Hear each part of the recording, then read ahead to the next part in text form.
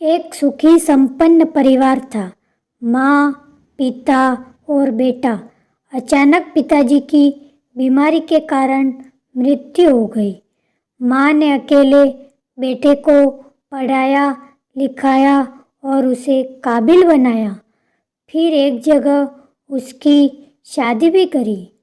शादी के बाद विजय अपनी पत्नी के साथ लंदन में रहता है, जबकि उसकी बूढ़ी माँ अकेले इंडिया में रहती है। विजय 5 सालों से घर नहीं आया। उसकी माँ हमेशा उसके आने की उम्मीद लगाए रखती है। एक दिन विजय का फ़ोन आया। विजय, हेलो माँ, कैसी हो? मैं कल इंडिया आ रहा हूँ। माँ, क्या सच? मैं ठीक हूँ। बहू और बच्चे भी आ रहे हैं ना? पोता पोती देखने का बड़ा मन था मेरा। माँ की आंखों से जैसे एक नई चमक आ गई थी। विजय, नहीं माँ, अभी तो सिर्फ मैं आ रहा हूँ। अब हम सभी लंदन में रहेंगे। मैं तुम्हें लेने आ रहा हूँ। अब हम साथ रहेंगे। तुम जितना चाहो अपने पोता पोती को खिला लेना। अच्छा माँ, फ़ोन रखता हूँ। 2 दिन के बाद मेरी इंडिया की फ़्लाइट है। माँ, अच्छा ठीक है। माँ की आंखों से आंसू रुकने का नाम नहीं ले रहे थे। आखिर इतने सालों बाद अपने बेटे को देखेगी। बेटा 5 साल बाद घर लौट रहा था। 2 दिन बाद विजय घर आया। माँ ने बहुत प्यार किया अपने बेटे को। उसका मनपसंद खाना बनाया गया। रात को खाना खाते वक्त विजय ने माँ को बताया कि हमें जल्द ही वापस जाना है। उसे ज़्यादा दिन की छुट्टी नहीं मिली है। विजय ने माँ को कहा, माँ, जितना भी पैसा, जेवर या कीमती सामान है बांध लो। हम 2 दिनों के बाद लंदन चलेंगे। और हाँ माँ, कल मैं किसी प्रॉपर्टी डीलर से बात कर लूँगा मकान बेचने के लिए। माँ, बेटा, मकान क्यों बेचना है? ये तुम्हारे पापा ने बहुत प्यार से बनवाया था। यहीं पर तुम्हारा बचपन बीता है। बहुत यादें हैं इस मकान से। विजय, माँ, जब हम सब लंदन चले जाएंगे तो मकान का क्या करेंगे?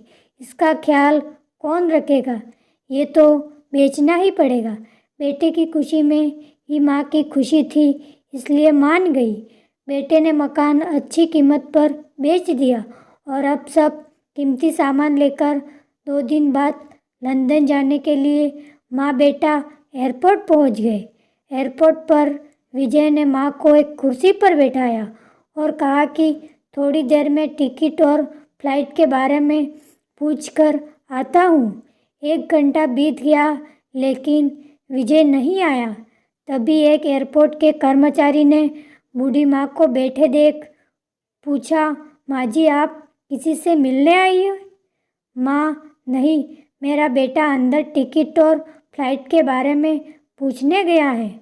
उसका इंतज़ार कर रही हूँ। आज हम लंदन जा रहे हैं। कर्मचारी ने बेटे का नाम और पता पूछा और अंदर कुछ पूछताछ के बाद बाहर आकर माँ को बताया कि उनका बेटा तो जा चुका है और कहा कि अब आप घर चले जाइए। इतना सुनते ही माँ की आंखों से आंसू बहने लगे।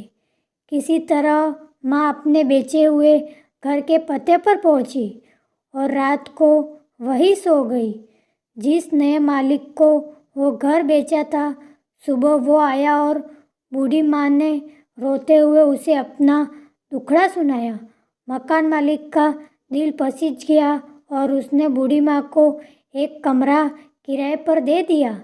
मालिक ने विजय की माँ को कहा, माँ जी, अब आप अपने किसी रिश्तेदार या सगे के पास जाकर रहिए, क्योंकि अब आपकी उम्र बहुत हो गई है और कोई तो चाहिए। जो बूढ़ी माँ ने कहा, शायद मेरा बेटा अपनी माँ के बारे में सोचकर वापस आ जाए, तब उसका भी तो ध्यान रखना पड़ेगा।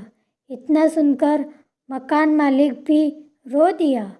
माँ बेचारी अकेले में रोकर अपने बेटे को याद करती रह गई।